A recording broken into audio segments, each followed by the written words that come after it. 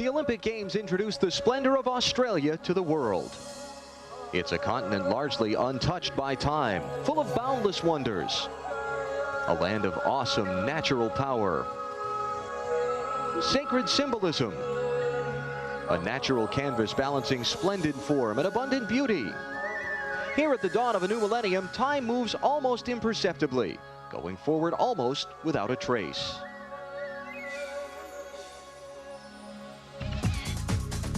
A world away, time is a different concept, a force that keeps man and machine on a feverish pace. A century ago, an invention came along that took Americans into a dynamic new age, the automobile.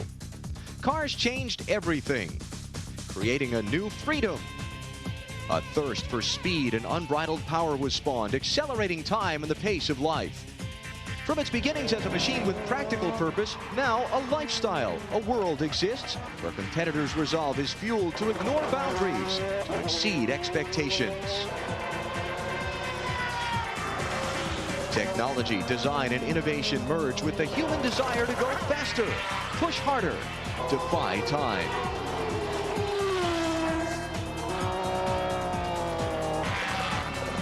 As time embarks on another millennium, Australian tranquility clashes with international racing adrenaline. The excitement builds for Adelaide's race of 1,000 years. Only the best will heed its call.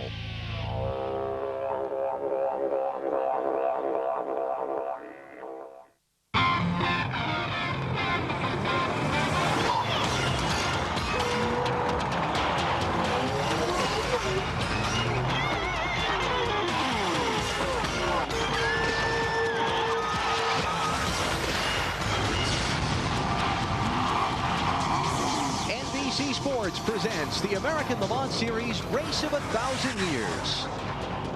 It's been 90 days since the Olympic Games ended and we left Australia, but now we're back down under 900 miles west of Sydney in Adelaide, a city of some 1 million people in the state of South Australia. Unlike the cold and frigid weather that dominates much of the U.S., it's summer here, a very steamy day, close to 100 degrees, the forecast high, and some 76,000 have come to ring in the new year with a huge American racing street party. Alan Bestwick with Bill Adam. Welcome to our coverage of the Race of 1,000 Years, named for the real Millennium Celebration, according to organizers. This is our highlight coverage of what is a 6-hour race on a tight street circuit on a hot, steamy day. Bill, this is going to be a tough one. It will, from a number of aspects. At this track particularly, with a number of blind corners, it puts a real challenge to the drivers, because once fatigue sets in, you tend to get lazy. You don't look far enough ahead, and you come around that corner, somebody stopped sideways across the road and your race is over. But the other thing, when fatigue sets in, you start going over curbs, and we've already seen every driver, every crew chief worry about this fatigue. They don't want suspension pieces to break. Their worries exaggerated this morning by this incident. This is the pole-sitting Audi that's been bulletproof all year long. Dindo Capello on board, into the outside barrier after suspension failure in this morning's practice. That has sent a shiver up and down every driver and team manager's spine this morning. Let's get more on where the pole-sitting car stands. Here's Martin Haven on pit road. Folks, for nearly 2 months, Alan McNish has been the champion-elect in the prototype class of the American Le Mans Series. Only the most bizarre of circumstances could have denied him the title. 2 days ago, that's what we got. He injured his back climbing out of a kilt, his Scottish national dress. His fitness was in question, and once that question mark had just been eradicated, this morning, as we've just so dramatically seen, the car pitched into the wall. Now, the Audi team aren't sure why. They haven't recovered all of the missing components of the car. Some of them are in a storefront downtown. But what they are sure of is that the rebuilt Audi number 77 will be good to go for this race. McNish will start. He has to do 25 laps to claim the title. That should be the end of the drama here. Hopefully things are a little quieter further down the grid. Maybe Calvin Fish can tell us. Well, yes, indeed, Martin. In the GTS category, Olivier Beretta will clinch his second consecutive driver championship. Now, it's been quite a ride for the young Frenchman. Over the past 2 seasons, he scored 13 victories in ALMS competition and 2 class wins at the 24 Hours of Le Mans. But at the end of today's race, this Orica team will shelve these Chrysler Vipers, as they're known here in Australia, and then begin their LMP program for the year 2001. But don't be too disappointed, because next year it still promises to be a battle of American muscle cars, as the very fast Chevy Corvettes take on a new challenge from the Saleen S7. Drivers, start your engines. The engines have fired. We're getting set to go with a race of 1,000 years here on the street course in Adelaide. Let's take a look at what the drivers face over the next few hours. The Adelaide Street Circuit, without question, the finest in the world. 2.35 miles at 16 turns of work. Down the front straight, we're over 150 miles an hour, flat out before hard braking, and up ahead, the center chicane. Watch the curves. Careful down through here. Look at this third gear, just back and forth, fighting the car. A brief shot of full acceleration up along this straight, 140 miles an hour again. Once again, fight the steering wheel, heavy braking one more time, and all the way down to second gear. Second gear, full throttle for a moment before you're off it. Turn in here, full throttle again right now. Squeeze on that power. And again, you're back off. Still second gear. Fight the car around these corners. Now you get a little more run down this hill. Back up to third gear, full throttle one more time. Careful, tuck it in tight. Don't let the car catch those curves. They'll pull you in the walls. And up ahead, a critical corner. Now this one leads on to one of the long straights. We're full throttle now. 130 miles an hour coming up here, up to fifth gear. Stab on the brakes, drop a gear over the curbs right here, and down the longest straight in the track. This is the Brabham Straight. The car will reach 175 miles an hour. Way, way up ahead. We're looking for braking markers. Get ready. Here we go. We're on the brakes as hard as we can. We're going all the way down to the gearbox. First gear, turn in tight, and try to put down the 700 horsepower. Grab your next gear around this long left-hand corner. Keep it set up tight, and one more time. Feed right out to the wall. Now a long left-hander that'll approach down to the Victoria Park hairpin. Flat around here, and one more time as deep as you can go into this corner. One more time, second gear all the way down to 40 miles an hour, and it feeds back onto the front straight. This circuit at Adelaide is a lot of work. And has been very demanding on the cars mechanically. We've seen it practice. We've already seen it on broadcast. It's going to be an issue in this race of 1,000 years. Three classes of cars compete together in the American Le Mans Series. You're looking at the prototype cars, the purpose-built, open-top, made-for-racing cars. The GTS cars like the Viper we saw earlier, production-based, and the GT cars, production-based, a little smaller engine displacement and a little bit slower. Field of 25 cars made the trip down here to Australia. As you look at the Cadillacs come through, there's the Raffinelli Lola, the Conrad Ford powered machine, and then the first of the Vipers, the GTS machines. Cars on their parade and pace laps now before we get the green flag and the start of the race of 1,000 years. Let's take a look at the starting lineup. For our event today, on pole, the Audi R8, Alan McNish and Dindo Capello. Capello doing the driving honors, his fourth pole of the season. It's Frank Bila and Emanuele Pirro in the second of the Audis on the outside of the front row. An all-Aussie team, David Brabham and Greg Murphy and Jason Bright in the Panos Roadster. Inside of row two, their team car, Johnny O'Connell and Hiroki Kato outside of the fourth spot. Then the 2001 model Panos with Magnussen and Graf starting in fifth position. The two Cadillacs will start in 6th and 7th. Emmanuel Collard to start in that car. The number 32 car, his teammate Christophe Tinso, the Frenchman, to start there. 8th position, it's the Raffinelli Lola, the Italian Mimo Scattarella to do the first stint behind the wheel. There's the Conrad Ford, Franz Conrad to start that machine. Rounding out the top 10, fastest qualifier of the GTS cars, Olivier Beretta looking to lock up his second straight GTS title. There's the GT pole sitter, Lucas Lohr to start with his teammate Dirk Muller to fall in behind, and now the rest of the field in the race of 1,000 years. And that GT championship is going to be a fierce one. The 51 car is the team car to Lohr and Muller, and those four drivers between them are going to race for the championship. That plus the three BMWs right behind in 15th, 16th, and 17th.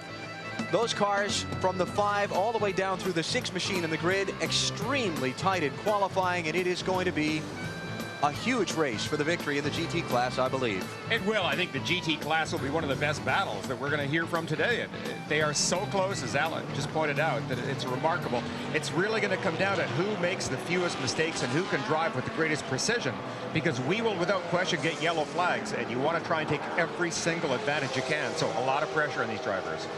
Got some great onboard cameras to help us with our coverage of the race of 1,000 years. This is Boris Sed in one of the BMW M3s, starting 15th position. Just ahead of him in the grid is the 51 Dick Barber Racing Porsche.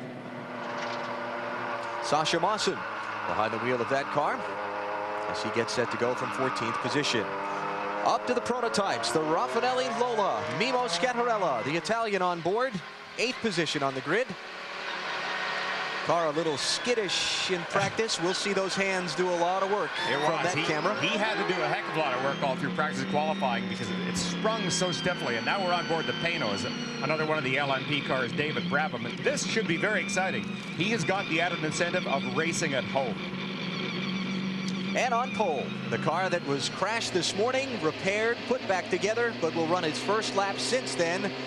We dropped the green flag. Alan McNish looking to lock up the American Le Mans Series Championship by running 25 laps in this car. But again, he has no idea what's going to happen when the green flag flies. No, it's a tribute to the team. When you talk about a team like Yost Racing, who have run this car so successfully all season long, they have battled through the absolute worst down at Sebring. They came out with a marvelous victory down there. And 4 hours ago, they were sitting with this smoking wreck of this car hard up against the barrier. There it is on the track. But, you know, it is always in the back of your mind as a driver when you get back into a car that has just had a huge shunt. Did they fix everything properly? Having a team like Yost takes away a lot of the worries. You know that these fellows are professional by everyone's standards, and they are going to do the best job they can. See, the pit window is 45 to 65 minutes, 65 for the slower cars, 45 for the prototypes. So basically, McNish, if he runs to the first pit stop without problem, is going to win the series championship. But again, without problem, we thought they could run a half-hour practice session this morning without problem, and it wound up stuffed in the fence. So I'm sure he's got to be tense. Do we see the team car squirt out front and McNish lay back a little bit in the opening laps till he feels the thing out? You know what? I doubt it. I think knowing Alan and knowing the team, they will tell him to go as hard as he comfortably can. And again, Alan's own self-drive will want to lead the race. If you're leading, it's the safest place that you can be. You can drive what's up ahead of you rather than having to maybe watch the back of a car, and if that car ahead of you makes a mistake, he might take you out too. So Alan's safest bet would be to jump into the lead to try and pull away just a little bit. The backup car also may play somewhat of a blocking position to try and keep David Brabham and the Panos from challenging Alan, take some of the pressure off. You see the lights out atop the pace car, getting set to turn onto pit road. They're coming to the final corner before the start-finish line. The race of 1,000 years. The season finale for the American Le Mans Series on the street circuit in Adelaide, Australia. A huge crowd, estimated at better than 76,000, has turned out. It's been a spectacular event all week long, and now we're set to go racing and get the season finale underway. Here comes McNish and Bila down to the green flag, and we're green at Adelaide. We are indeed, and look at McNish. He jived over this to drop off the back of his teammate's car. So you were right that I think the teammate got a great jump. And watch Alan in that car that looks like a crocodile. Certainly looked like an orchestrated move there. It was indeed. Alan carefully just took a look in the mirror there to see where David Brabham was, and both of these drivers are so good. At this point, it's not something you really worry about as a driver. If you've got somebody with immense ability that's around you, you can drive as fast as you can comfortably because you know that they're not going to make a stupid mistake that may take you out of the race. Safely through the first couple of corners. Something so unusual for street circuits. You'll notice that the cars are relatively smooth here. This track is so good, so exceptional in every single area. I have never seen anything like it. Coming up now toward the long Brabham straightaway, named for Sir Jack Brabham, Australian three-time Formula One world champion. And the width, once again, 4 lanes wide. Incredible safety here. Many opportunities for passing, lots of runoff areas. The design is really exceptional. They have taken something that has been used for city streets and really have transformed it into a wonderful racing facility. Up now to the final corner. This is the U-shaped hairpin leading on the front straight. They are down to about 42 miles an hour at that point. Very tight. Now they come blasting down this straight past us. Call it the Victoria Park hairpin. This part of the course resides inside Victoria Park, what is called the East Parkland section of the city of Adelaide. Now to the Senna chicane, and cleanly through lap number 1. So Bila leads in the 78 Audi. Second is McNish in the 77 car, the crocodile painted machine, if you will. Crocodile done Audi. Yeah. Looking ahead, this is David Brabham in third in the Panos. And watch how hard David has to fight the wheel. I mean, he really battles with this car and gives it his all, whereas the Audis all season long, we've watched how good they are over bumps. Here's a perfect example. Terrific amount of work, and just stabs the gearbox down. Keep in mind the sequential gearbox. You just pull it back. There he is changing up. Pull it back. The spring loading takes it back to a neutral position for downshifting, push it forward. Didn't one downshift to head around that little hook onto the Brabham straight. Now, a lot of the cars will drop a gear, but he didn't. That's right. One of the advantages of the 6-liter motor. Now look at our telemetry on board here. Oh, 170 miles an hour. Heavy braking. Look at the deceleration. That is just as impressive as the acceleration. Giant brakes in these cars. They just grip and slow the car down so fast. If your mouth isn't closed, it just about blows your tongue out. And around to the final corner to complete another lap. Now, the leaders haven't gotten to the slower traffic yet, but it is a concern for these drivers. Yeah.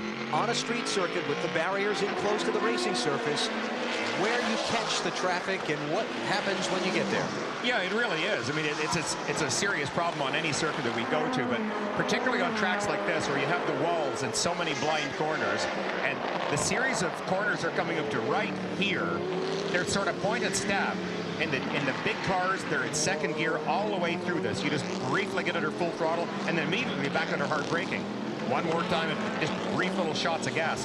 When they come on the slower cars, particularly the GT class cars, it could be a major problem for them. This is the view from behind McNish's head. See the jostling and the bouncing he takes. Now, this is a guy who didn't get out of bed yesterday. He spent all day yesterday flat on his back because of an aching back, trying to get rested and well enough to run the 25 laps he needs to here today to win the championship. And it makes an interesting comparison, too, when we watch David Brabham inside the Panos, and he is getting violently thrown around back and forth. So McNish running second behind his teammate Frank Biela in the opening laps of the race of 1,000 years at Adelaide for the American Le Mans Series. There's our leaderboard. We'll come back in a moment. You're watching the American Le Mans Series on NBC.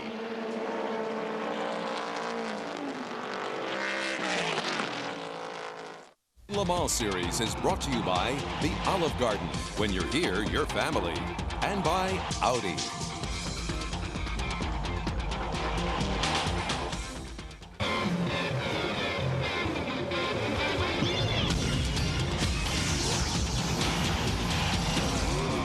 It's the race of 1,000 years. Season finale for the American Le Mans Series. Highlight coverage on NBC Sports from Adelaide, Australia. Look at the beautiful setting. Unbelievable. Of course. While watching the lead two cars, as they have been for most of the second half of the season, the Audi R8s, Frank Biela in the 78 car, the silver with red spoilers there leading, and the crocodile painted Audi with Alan McNish aboard running in second spot. They have opened up pretty significant lead on the Panos cars. David Brabham and Johnny O'Connell running in third and fourth, but now 7 and 8 seconds behind these two lead Audis respectively. It really is impressive right now. I'm looking at the lap times that they're turning with a full fuel load under race conditions, and they're lapping faster than every other car has lapped in qualifying, with the exception of two of the Panoses. So they're just running a blistering pace right now. There's Brabham running in third. The all-Aussie effort fielded by the Panos team here this weekend. Now this is the 2000 Panos car. Also in the race today, a 2001 new model Panos, and Calvin Fish has more on that for us. Whilst many of the teams will spend the winter break getting their brand new cars ready for the upcoming season, Panos Motorsports got a jump start on the year 2001 by debuting their brand new design here in Adelaide. Now it's codenamed the LMP07, and it's very distinctive in its design. At the heart of the design is a brand new engine package. Gone is the 6-litre V8, and in its place a brand new 4-litre V8 built by Zytek, much lighter in weight, 60 kilograms lighter. What that has allowed the designers to do is to really clean up the aerodynamics over the front end of the car. When we get to the center of the car in the cockpit area, you'll notice that the fuel cell is now located between the driver and the engine, much safer and also better for weight distribution. Now on the sides here we see these very distinctive dorsal fins. They add great head impact protection for the driver and also increase the chassis rigidity, improving the handling. Now, one disadvantage with a front engine design is the fact that the driver sits very far back in the chassis, and that disrupts the airflow to the rear wing. So the designers once again have paid careful attention to the aerodynamics, sculpted out the bodywork, improving the airflow to the rear wing. Now, Panos Motorsports are hoping that these changes in this new car design will enable them to challenge those all-conquering Audis, not only here at Adelaide, but also in the year 2001. Good-looking race car. Unfortunately, it's not good running today. Moments ago, the 2001 car on pit road with Jan Magnussen aboard. Well, it's one of the necessary evils of developing a new car that you have to expect a lot more problems, and it's good to get the car out at this point to try and run as hard as they can and to try and break it, find out where the weaknesses are and build that bulletproof race car just like what Audi have done. Unfortunately, you see the car being wheeled back into the garage. Calvin Fish can give us more on what's wrong with that 2001 machine. Calvin? Well, Alan, after only a few laps, Jan Magnussen reported on the radio that the car had a misfire. They immediately brought the car in, wheeled it into the garage area. Right now, they're taking a look inside the engine. They believe it may be an electrical problem. They've kept the driver in the car. They're trying to get some very valuable testing time out on the racetrack because it's very hot here in Australia. They can't duplicate these type of testing conditions in Europe or in the United States at the moment, so they're unsure if the car will be back on track, but they're desperately working on the car. Hopefully we'll see it back in action. This car's not had a lot of time on the racetrack like a new car normally would. They kind of rushed it here because if you're going to run 12 hours at Sebring in March and you're going to run 24 hours in Le Mans in June, why not get a 6-hour test on it here in Adelaide? Well, it's perfect, too. I mean, you really want to try and stress the car as early as you can and try and develop it. There is no such thing as a perfect race car. These are only really developed after hours and countless hundreds of hours of testing, and you keep building it up to make the lightest strong part. You don't want to build something that's far too heavy, but it's very difficult to build something light at a minimum weight with the strength that you need. You never know what the G-forces or various forces are going to be subjecting this car to. Looking at David Brabham running in third. This is the 2000 model. Pano's the LMP1. Big 6-liter engine, mean-looking race car. Oh, it's a great car. Boy, it is back straight here, and it just takes your ears out. Brabham running 10.5 seconds behind Frank Vila in the lead Audi. So with just 12 laps of the race completed out of what will be pretty close to 600 laps that they'll run, that's a pretty demoralizing hole to get put into this early. It is, and it's quite remarkable. This Audi team have come off the blocks this year and have been so strong. But one of their strengths has been suspension. All season long, we've seen them go over bumps with a definite, a visible superiority to any of the race car. They're able to absorb the bump and not get upset by the bumps. Here, if the Audi drivers have to go over curbs to avoid a car, to get a little extra out off a corner, it doesn't seem to trouble them very much, whereas watching David work in the Panos, that's a lot of work in that car. And Mimo Scattarella, even more so in the Lola. Watching Lucas Lohr in one of the Dick Barber Racing Porsches. This is the GT class leader. Remember, we described earlier the 3 different types of cars all competing together. This is the slowest of the 3 classes here. Don't mistake that for being slow. Watch this as he just hauls around this very tight Adelaide street circuit. Yeah, these cars are a lot of fun on this track. They're not overpowered. They kind of point and squirt between the corners. And something for our viewers that are wondering, what's that thing hanging off the dashboard? It's just an air line, something the drivers can adjust and point air wherever they want. So it looks rather dangerous, but it's not. It's a soft rubber tube strictly for driver comfort. Now look at the championship standings in this, the final race of the season for the American Le Mans Series. 1 point between first and second, 7 points between first and third. Now the top 2 drivers, they co-drive the same car. The second 2 drivers, Muller and Lohr, they co-drive this car, the 5. Theoretically, there could be a tie, a 3-way tie for the championship in this class at the end of the race. If the way that the points work, if Muller and Lohr in this 5 car win the race and Mawson and Wallach don't, then, without getting too complicated, there are bonus points for who drives the fastest lap in the race. The championship for the season's worth of racing could be decided by who of these 4 drivers runs the fastest lap of this class during the race. And should we say anything about, we're glad that this race isn't in Florida because a recount will be requested? Oh, and we leave you in charge of that. You're from Miami. You see a bit of Chad hanging down right there, so. You saw the fastest laps run so far among those 4 drivers. So it's right a now, good battle, too. Yeah, and look at the BMW creeping in right behind. Yes. That is Bill Auberlen in one of the prototype technology group BMW M3s, and we expect them to give these 2 Porsches a fit for the class victory during the season. Race lead, the 2 Audi R8s. And again, Alan McNeish, he keeps closing up on the back of his teammate's car, and although he hasn't made any attempt to pass, at one point I did see him pull out. He just dropped out a line to let them know that, hey, I am back here if there's an opportunity. I really do think you should let me pass. Looks like he wants to get around, but remember, McNish with the sore back, the car that was crashed in the warm-up this morning, and this being a 6-hour race that we're just into, there's really no reason to press it that hard. His first goal has to be to keep this car between the walls and in one piece till he runs 25 laps. Yes. At the point that he's run 25 laps and he's the champion, now he can race for the win. No, but what Alan may want to do is to reach a comfort level for him that is a faster pace than what is currently being run. By running at a pace that he's not comfortable at, sometimes drivers feel their concentration slipping a little bit. Here's our telemetry on board once again. Look at the speedometer climb. 140, 150, 160 down the straight. Just terrific acceleration, and watch the braking. Don't you wish your street car would do that? No, because I'd get in trouble. Oh, boy. What a great... I've felt all season long these Audis are such beautiful race cars. They would make terrific looking street cars. So the top two, pretty much as expected, are the Audi R8s, but we've seen enough drama here this weekend with cars not finding the curbings and the walls of this Adelaide street course friendly, that it is far from over. Here's the leaderboard in the race of 1,000 years.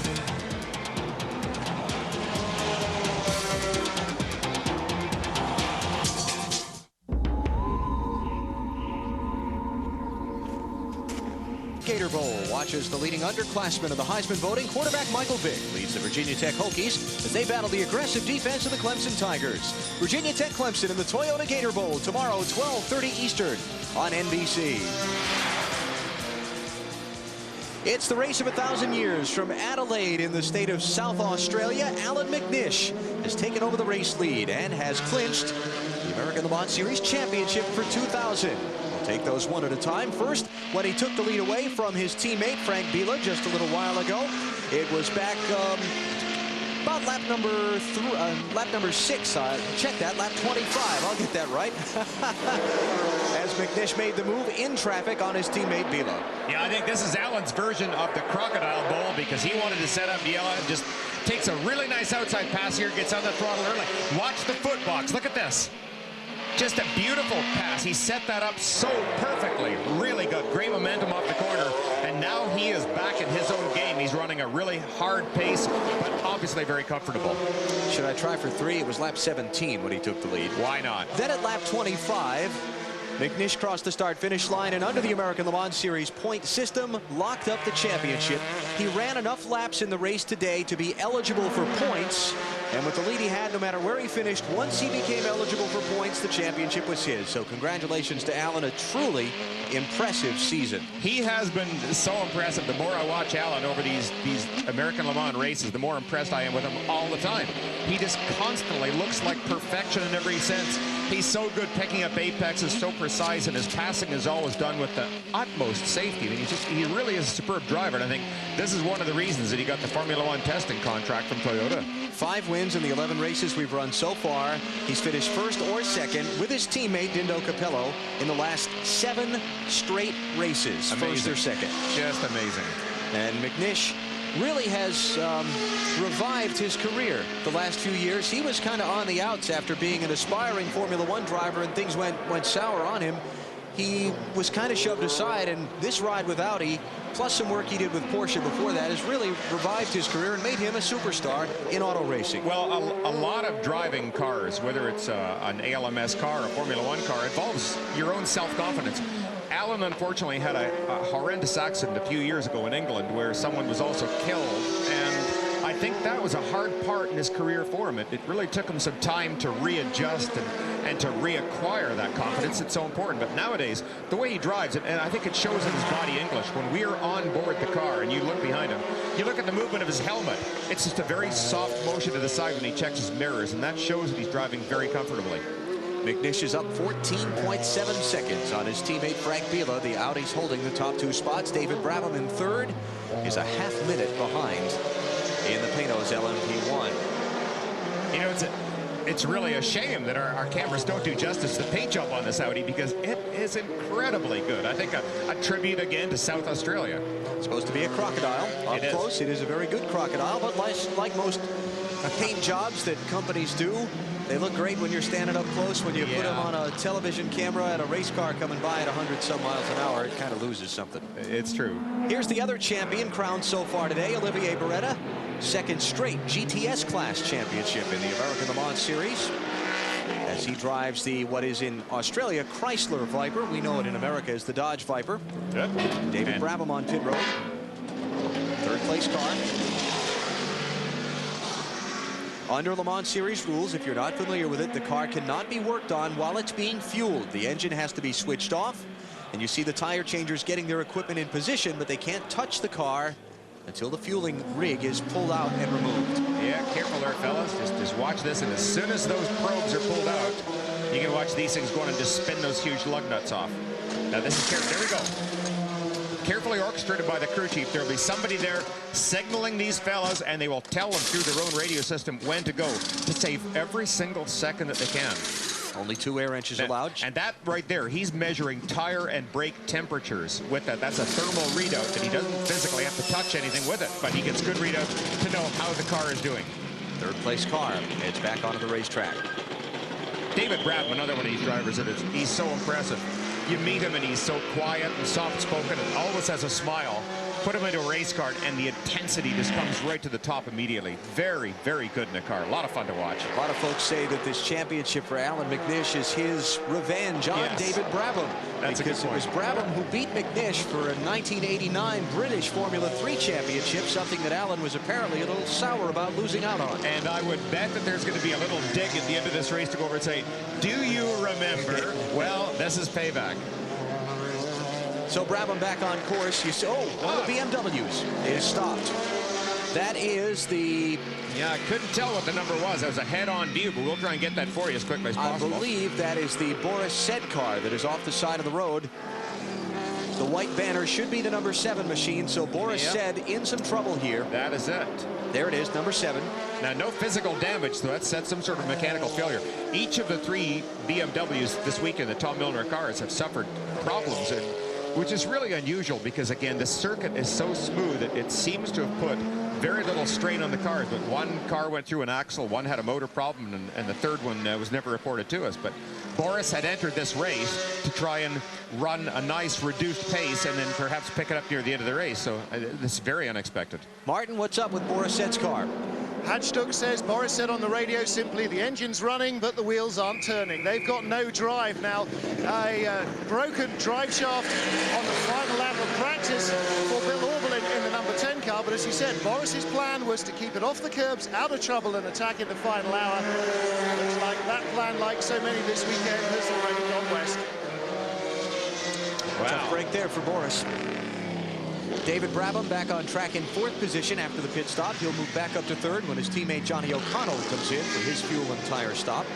And should begin to see the lead 2 cars, the Audis, come on pit road any moment too. Now, will Alan McNish get out of his car when he makes the pit stop? He has had the sore back, remember, was flat on his back yesterday, went to a hospital Friday night for x-rays to make sure he hadn't broken something, injured his back, and this is a story he'll get teased about for a long time, stepping out of a kilt. Alan is a Scotsman. We told you this at the top of the show as O'Connell comes in. This was the 3rd place car. McNish was in a kilt for a publicity photo, and when he stepped out of it, his back popped. Now, there's also a rumor that, of course, he is Scottish, and he spied a penny sitting on the ground and bent over very quickly to pick it up, but we know that wasn't true. Mr. Adam, a Scotsman, makes that assessment. That's great. Checking under the back end of the O'Connell car, again measuring those tire and brake temperatures. I've been very pleased for Johnny O'Connell this weekend. He has driven very quickly, very smoothly. There's the other Audi in the pit also at the same time. Frank Biela, 2nd place car, is in. Calvin? Yes, Frank Biela pulls the 78 car, and we expect McNish, the leader, in here shortly. Meanwhile, one of the Panos does a burnout. That's Johnny O'Connell right behind the 78 machine. There'll be no driver change here, and we anticipate that there'll be no tire change here as well for the 78 car. Meanwhile, they're clearing us out of the 77 pit. We expect McNish in at any time. Johnny O'Connell did not take tires, so he'll double stint on the Panos. They've got some tires out on the Biela car, but he is going to fire it up and leave without changing any either. This is really a slow stop for the Audi team. I'm quite surprised at that. And you can see O'Connell took great advantage. He now has moved up a position. I think Johnny O'Connell will be ahead of the Audi on the track. Pit entry will be on the right here as we ride with leader Alan McNish. There he is. He's coming in. So after 37 laps and about 50 minutes of this race, Alan McNish, the new American Le Mans Series champion for 2000, comes in to make his pit stop. Let's see if he'll get out of the car to save that ailing back or if he'll stay in and do a double stint. Now he's going to stay. You know, one thing in his favor, remember, these cars are paddle shift race cars. They have the shifters behind the steering wheel, so once Alan gets underway, he really doesn't have to use his left foot for any clutch action. He can brace himself, and of course, his seatbelt straps will hold him firmly in place, so he is fairly comfortable. Calvin Fish. Well, the strategy was for Alan to do one stint only, but as we could see, he got up to speed very quickly, feels very comfortable in the race car. Reinhold Jost came over to me just a few minutes before he came in and said, we expect Alan to stay in the car. The refueling has been completed. They clean out the front grille. Alan McNish continues on his way in an attempt to capture his 6th victory of the season. No tires and back on track. Whoa, close call. That was O'Connell coming through. Wow. So O'Connell's pit stop faster than McNish's, or was that just to unlap himself? That was just to unlap himself. Okay. So it was faster than McNish's. He got through. You know, this is interesting now. Watch the two cars by comparison to see the Panos and the Audi. The Audi has left the pits with hot tires. We're going to have excellent situations with both these cars running about as equal as can be. And let's see how they compare when they get down to the straight here. Probably be no comparison. Well, I don't know. Remember that the Panos got a 6-liter V8 Ford motor. The Audi is a 3.6-liter twin turbo. So you can't get much more difference in these two cars. When they get on the long straight, the Panos should get a jump right off the line. But boy, that Audi is so quick. At the top end of the straight just before the braking zone. Very fast. Yeah. So Alan McNish, after the first set of pit stops, here we go, clinched the championship. He holds the race lead, and he's trying to put a lap again on the 4th place car, Johnny O'Connell. It's McNish and Bila in the Audis in the top 2, followed by Brabham, O'Connell in the Panos machines, and then Mimo Scattarella in the Raffinelli Lola, rounding out your top 5. Wanted to take a moment here and remember a friend and colleague. Steve Evans was a member of our NBC Le Mans broadcast team until passing away unexpectedly several weeks ago. Steve shared his passion and enthusiasm for all forms of motorsports with millions of viewers over many years, and we're grateful for the energy and fun he brought to our time together. BMWs and the Porsches staging a classic battle. It went on for hours. Finally, the BMW of Hans Stuck and Borisset took the checkered flag. The celebration didn't last. You don't lift off the gas, you don't push in the clutch. Electronically, the engine is interrupted for a nanosecond to make that shift happen. And this is the kind of technology, I'm proud to say, that comes out of racing that someday maybe we'll all enjoy, huh? I'm holding a year's salary, by the way. You know, why do you think hot rodders always hang out in hamburger joints? Fast food and fast cars. Whoa, just go together.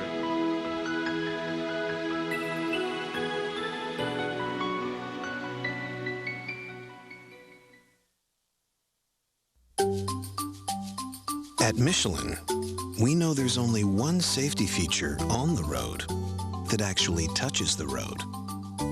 That's why we're introducing the Michelin Cross-Terrain SUV tire. Because we designed it specifically for SUVs, you get a level of handling and responsiveness you never thought possible in an SUV. Michelin, because so much is riding on your tires. What would happen if an SUV were raised by a family of sports cars? Zoom, zoom. Zoom, zoom, zoom. Zoom, zoom, zoom. Yeah, zoom, zoom, zoom, zoom. Zoom, zoom, zoom. Yeah. Zoom. Introducing the 200 horsepower Mazda Tribute. The SUV with the soul of a sports car.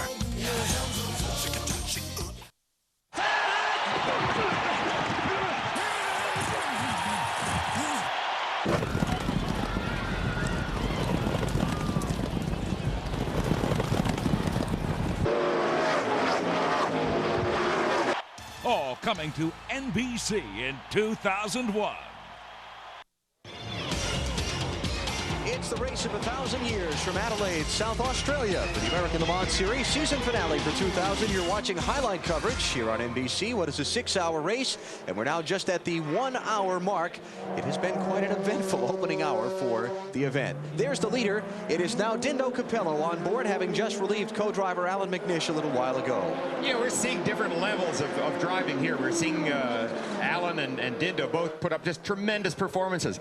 They are driving for the team that everybody would like to drive for, a team that literally approaches perfection, and they deserve to be there because their own driving comes as close as you could ask for. Now, there are a lot of other drivers in this race that have driven with less perfection, shall I say, to be polite.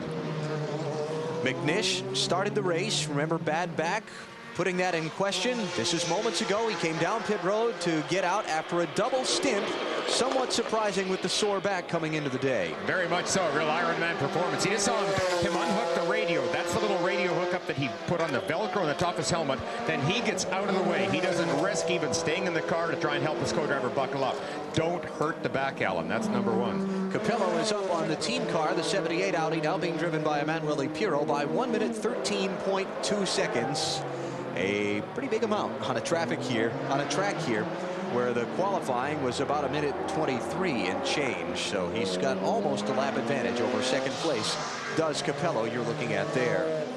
Now, I mentioned it's been quite an eventful opening hour of this event. Let's go back and look at some of the things that have happened here in the last few moments, starting with the team car, the 78 Audi. Frank Bieler was on board a moment ago, and the 51 car was being driven by Bob Wallach. That's the Porsche. Look at this. Wallach just chops down going into a corner. They make contact, just barely touching the nose of the Audi. But what Wallach didn't realize, one of those wing plates on the front end of the Audi cut Wallach's tire. He had to come into the pits because of that. Then suddenly the 78 car came to a stop for a moment. Maybe an ignition failure, maybe even something as simple as knocking the key off. You're looking at the pit stop here for Wallach, and the damage to the right rear was not significant damage. The rubber bouncing around did rip the shock reservoir loose. Now, this was Didier Dorotagus trying to make a pass on Johnny O'Connell. He missed. Yeah, Didier had worked really hard to try and get by O'Connell, went in very deep, and this one here now. Brian Cunningham. Just an amazing display. I think he watched too many Olympics and was watching springboard competitions, decided to try it, and you don't get high marks for that one. He was the GT class leader, broke a half shaft with that bounce over the curb, limped it back around to the pits where it spent time in the garage getting repairs. Next up for problems was Johnny O'Connell in the Panos. We saw he got away clean when Dorotagus tried to move underneath him. This is Stag corner. Look at this.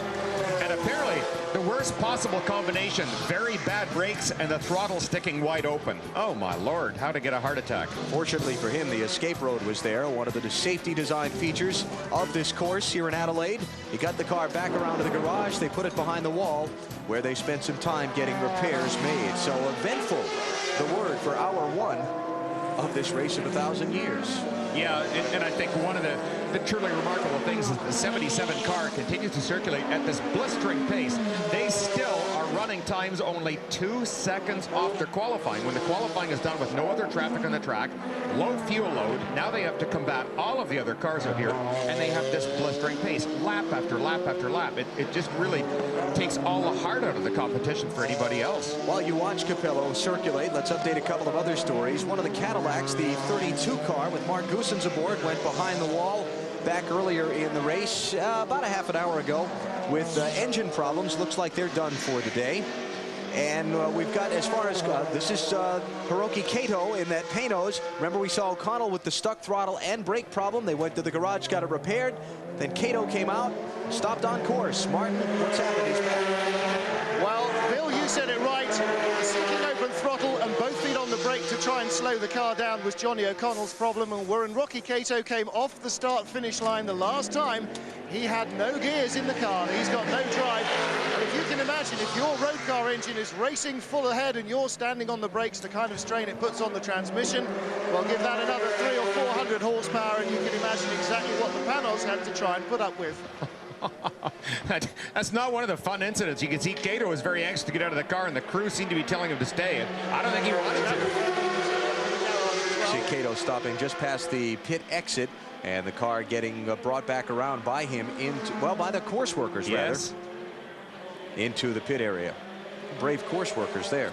They are indeed. They're quite remarkable down here. There's Cato. His helmet is still on, but I don't know that he's going to be getting back on the car. And they're working on the rear end. Can't tell what they're doing. Couple of quick updates. The leaderboard, Capello, Piro, Greg Murphy on board the David Brabham started Panos. Then Norman Simon is on board the Raffinelli machine. Fifth place car is the GTS leader Carl Wendlinger in the car that Olivier Beretta started, the Chrysler Viper GT. Dirk Muller leads in that class. He is 8th overall. Bob Wallach trying to dig out of the hole from the spin to ensure either he or teammate Sasha Mawson have a shot at the GT class championship. We are in Adelaide in the state of South Australia. We sent one of our reporters out for a little tour around the area. We selected Martin Haven because he's from England and he knows which side of the road to drive on.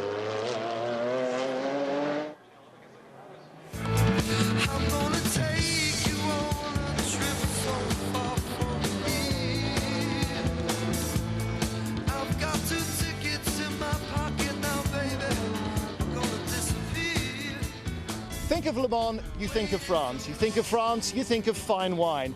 And the same is true here outside Adelaide. Just an hour away from the capital of South Australia is the heart of the Australian wine industry. We're in the fabulous Barossa Valley, where over 150 years ago, a Bavarian immigrant named Johann Gramp set in motion Australia's wine industry. And it was here at Jacobs Creek that the whole thing started.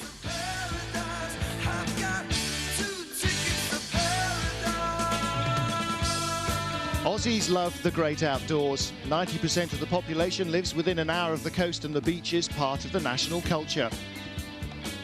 You may be waist deep in snow back home, but down under it's high summer and temperatures are in the 90s. As they say here in paradise, life's a beach. What could be better after a long hot day sweating in the sun on the beach than a cold beer? And here in Eastern Adelaide, the family brewery firm of Coopers has been producing some of Australia's top beers since 1881. They were in business much the same time the wine industry was founded. And from this tiny little brewery in the heart of the city, they produce some of the world's finest beers, available here in South Australia and in homebrew form across the world. That's enough from me. Here from Coopers, cheers. Now, you notice when Martin had that wine glass in his hand, how much he looks like Dr. Evil. Yes, he does. From the movie. And I also noticed that he gets all the assignments involving good drinking. Dindo Capello is leading in the Audi R8, the race of 1,000 years from Adelaide, South Australia. You're watching the American Le Mans Series on NBC.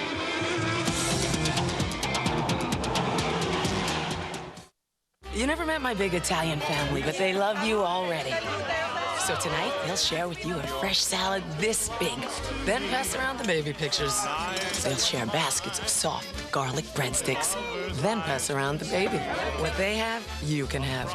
And that's how the Olive Garden feels. They call it Hospitaliano, which... 172 yards away in yesterday's mid-iron competition. It's the conclusion of the EMC Skills Challenge next on NBC. The American Le Mans Series race of 1,000 years from Adelaide, South Australia. That is Dindo Capello leading in the Audi R8 up on his team car, Emanuele Pirro, by a minute 11 seconds as we are at about an hour and 40 minutes into this 6-hour race in our highlight coverage.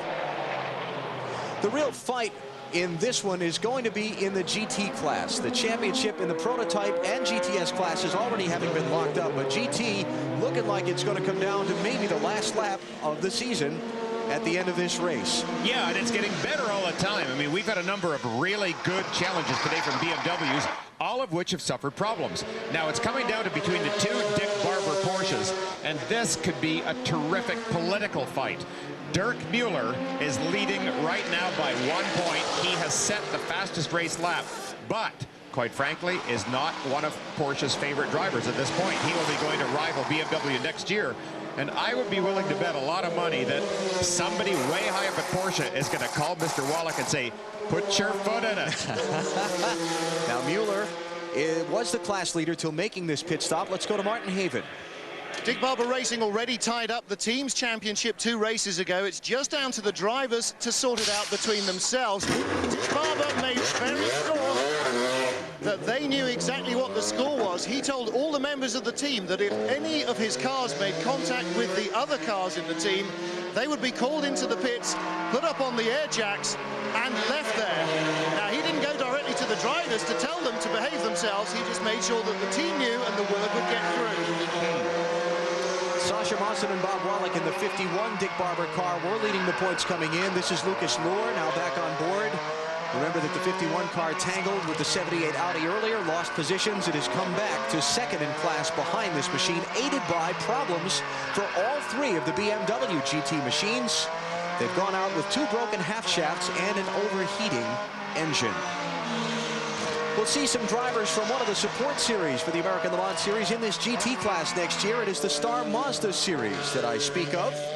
Star Mazda Series, a premier proving ground for future road racing stars. Very tight competition with rotary power, offering an affordable stepping stone for young professional talent to showcase their abilities. Great little race cars. Next season, 99 Star Mazda champ Joey Hand will drive select races with the BMW PTG team for Tom Milner. In the American Le Mans Series GT category, 2000 champion Bernardo Martinez also scheduled a test with the PTG team in hopes of joining Hand. In 2001, all the televised Star Mazda races will be in conjunction with the American Le Mans Series. It is a great spec series, a lot of fun to watch, and we look forward to getting our eyes on more of the Star Mazda competition next year. It really is a great training ground because what it does is teach you to drive and get the ultimate out of your car. Since you've basically got the same horsepower as all your competitors, the only way you're going to win is by driving smoother and just being fine in those critical areas, much like Alan McNish has been today. On board with Lucas Lohr in the Dick Barber Racing Porsche. This area down through here, these S's right here, the Senna S's, it is so much like Le Mans. It's just incredible. The trees at the side of the road, and then as you go up through this section of town, you're actually heading into the downtown core. Look at the left there. Now there's a hotel. There's a balcony up top, which a lot of the hotels down here all have, because apparently it used to be that a hotel could not sell beer or liquor unless it actually had rooms. So all of the taverns have balconies out there. I didn't know that. How about that? Very interesting. You've been doing your research. Yes, I have. Second place in GT, that's Bob Wallach, the veteran from France, chasing his team car there with Lucas Lohr, the German, on board. There's the lead car. It's Dindo Capello out in front by 1:09 seconds over his team car, the Audi Emanuele Pirro, behind in the number 2 spot. We'll be back with more of the race of 1,000 years from Adelaide, Australia, after these words from our local NBC stations. Australia, beautiful course through the city streets as well as the East Parklands area. Race that has been dominated so far by the car that started on pole, the Audi R877 machine. Alan McNish locking up the championship by driving the first 25 laps of the race. Now Dindo Capello behind the wheel, and he has a 1:08 lead on their team car, who runs in second place. And there's a dramatic difference here in the two driving styles. We've been able to watch Capello over the last few laps, where McNish was very precise and pointing the car into the apexes without using very much curve. Capello is bouncing the car over. I mean, it's like a Baja buggy the way he's driving this thing.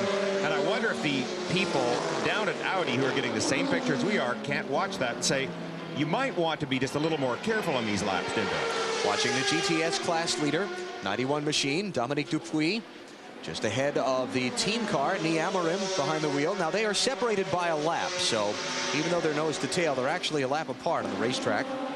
91 car started by Olivier Beretta, who locked up the GTS class championship. Whoops. Look at the smoke off that. Speaking of locking up, now they're right there. Over the curbs. Went in way too deep, got wild, and that's the kind of thing that hurts the cars. That's what the BMWs have gone through all the time. The other car locking up the brakes, getting in there deep. Calvin Fish is down in the Viper pit. Calvin? Well, some of the drivers have really been complaining about the heat today, Alan, with the front engine car and that V10. It just generates massive heat, and the cockpit's about 150 degrees cockpit temperature here today, they expect. And both Belloc and Wendling were very hot when they got out of the car. They had to get the cold towels going. Not the heat that we saw in Texas earlier this year. When you're on a street circuit, there's nowhere for the heat to go, and it just seems to really burn these guys up. It's almost like sitting in a sauna behind that V10 out there today. And if you notice on the front of the Viper, the grill openings problems there. The teams have been paying a lot of attention to that when they've come down pit road too, because there's not a lot of cooling space in the front of these cars. When you start to get some of the rubber marbles off the tires build up as a race wears on, like this in a street course, overheating is a concern for these drivers. Quite honestly, I'm really quite surprised, because this has not been a particularly hot day, and we've had a good breeze blowing across the track. The air is very dry. There's very low humidity down here in South Australia. Now let's check into the 4th place running car overall. Norman Simon behind the wheel of the Olive Garden Raffinelli Lola. He has had an adventurous time in this race in the last 30 minutes or so. We're 2 hours 45 minutes in now. About 18 minutes or so ago, coming into Stag Corner, which is turn 9 on the racetrack, Simon's 4-wheeled car wound up being 3-wheel drive. Let's take a look at what happened. One of these things as he approaches the corner. Oh, now he rests here. Look at that left front corner, and suddenly you see the nut go spinning off into the distance, and he is passed by his own wheel. Not the most comforting thing for the driver. That's the same kind of incident that happened this morning to the leading car with Dindo Capello. When he broke the left front wheel came off, and he stuffed it into the barriers hard. So Simon very lucky to get away with that and hang on to the 4th spot. Now, we're going to ride on board with he and a couple of other drivers. Bill, you mentioned at the top of our show, and again just a little while ago as he gets lapped by the leader, the Crocodile, how the curbs on this street course are being abused by the drivers and how that's taking a toll on the cars. It really does. And again, the Audi all season long, we've seen a real superiority with its ability to absorb bumps. The springing and shock absorbers that they're using on this car, the setup is terrific. Through the corner, now we're onto the front straight, and you can be able to watch the steering wheel as we're going down the front straight. We'll be heading into the Santa S's, where most of the cars have been having the problems with these curbs. Watch as Simon goes through. Let's see if he avoids the curbs, and look at the steering wheel. Well, nothing there. That was beautifully done. In fact, this young driver, who's fairly new to the Raffinelli team, has really looked good in the car. We've seen 2 of the BMW GT cars break half shafts going over the curbs. Yeah, that's right. We saw one of the Porsche GT cars lose the left front suspension yesterday. They theorize by beating up the car over the curbs. You saw Simon hit the curb on exit there, jousting the car up in the air and back down.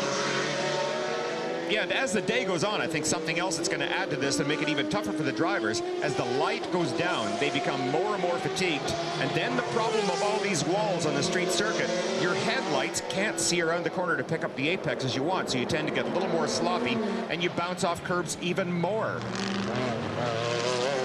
The lead car just having put a lap on Norman Simon in the Raffinelli Lola. It's Dindo Capello out front by 1:05 now. 2 hours 45 minutes into the 6-hour race of 1,000 years.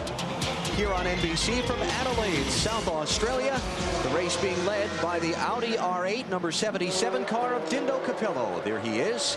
He was up about 1:05 on his team car of Emanuele Pirro. Now he's up 2.5 minutes on his team car and growing.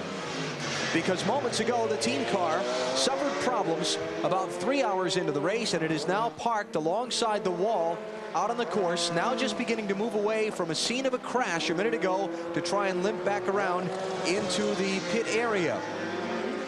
Here's the car. And it was one of these things, and now he is on his way back around the track. It's really remarkable the car's even moving, because wait till you see the replay.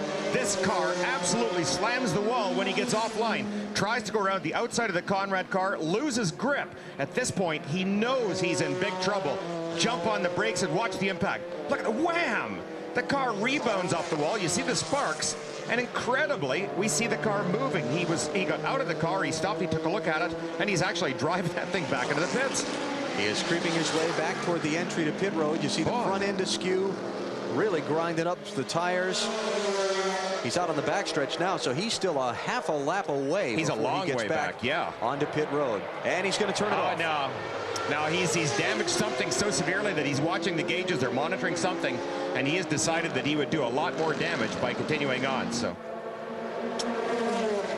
now the 5 car you're looking at, just overtaken by the overall race leader, is Lucas Luhr, Dick Barber Racing Porsche. That is now the leader in the GT class, putting his teammate Dirk Muller in position to win the championship, because a moment ago, just after a scheduled pit stop, Sascha Maassen in the 51 car, the point leader coming into the event, had a problem and came back down the pit lane. And we're guessing that this all goes back to the contact that Bob Wallach had when he was in contact with one of the Panos cars. That was the corner of the car. You could see it like a little scuff back there.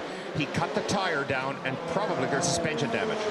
Martin Haven is down in the Dick Barber Racing pit area to find out what's going on down there with this car and that team's championship hopes. Martin? Bob Wallach, you'd only just handed the car over when Sasha brought it back in. They've got a gearbox on the floor. Is this going to be a gearbox change? Well, it takes too long to change the gearbox on this kind of car, and we lost the race anyway. But I'm very unhappy because this championship should be a real professional championship, and it is not, because the organizers are just not capable of keeping people bumping into each other. And we've lost several races this year, especially Motorsport and here, because we've been bumped from behind. And this is not right. This is not racing. We should have won that championship, and we lost it because, again, the organizers are just not capable of getting people stopped to drive into each other. I mean, there's other way of driving than drive into each other, and it's unfortunate. Well, a very emotional Bob Wallach. Sasha Masson close to tears himself in the car. Guys, this is a tough way to lose one. Well, you know what? I have known Bob Wallach for a long time. I've never seen him that emotional, but I disagree 100% with him. I think he was the author of the incident where he was in contact with that car. The Panos was right up, and Wallach should have watched in the mirror. If he's so concerned about a championship, you've got to take care of the car. This is an endurance race. It's not a sprint race. It's one of the complicating factors of having the three different classes racing together. Yes. No matter what the racetrack. And Wallach, on the other side of that coin, Bill, rough driving has been a big topic. The last couple of races in the series, Las Vegas, Laguna Seca, we saw a lot of guys running into each other more than you normally see in road racing. But I think that when you have the three classes of cars racing together, that's just going to happen. Definitely it's going to happen. It's going to happen in one class racing, and I understand Bob's disappointment. This is crushing to go through a whole season. Winning the American Le Mans Series Championship is tremendously prestigious, and I know how badly he wanted to win it, but this is his own fault. Lucas Luhr and his teammate Dirk Muller are now in position to try and claim the GT Class Championship in the American Le Mans Series here in Adelaide. NBC, don't miss an all-new evening of must-see TV ringing the new year with brand new episodes of Friends, The Weber Show, Will and Grace, and Just Shoot Me. It's all-new must-see TV Thursday on NBC. The race of 1,000 years from Adelaide, South Australia, season finale for the American Le Mans Series. Highlight coverage here on NBC. Alan Bestwick with Bill Adam, Calvin Fish and Martin Haven down on pit road. A race that has been dominated by that 77 car, co-driven by Alan McNish and Dindo Capello. They have led since lap 17. And we are now at lap 131. Yes, and they have been perfect. It's really remarkable. And I keep stressing this. The level of perfection these guys are showing, it is so much fun for the fans down here. They're getting to watch this virtuoso performance by the team and by two truly tremendous drivers. See if the speeds have changed any since A, they've got such a big lead, but B, we're now 3 hours and 15 minutes into a 6-hour race, past halfway. Darkness starting to creep around the edges of the Adelaide circuit barely. here. All right, now it's down below 30 miles an hour, and then blasting down the start-finish straight.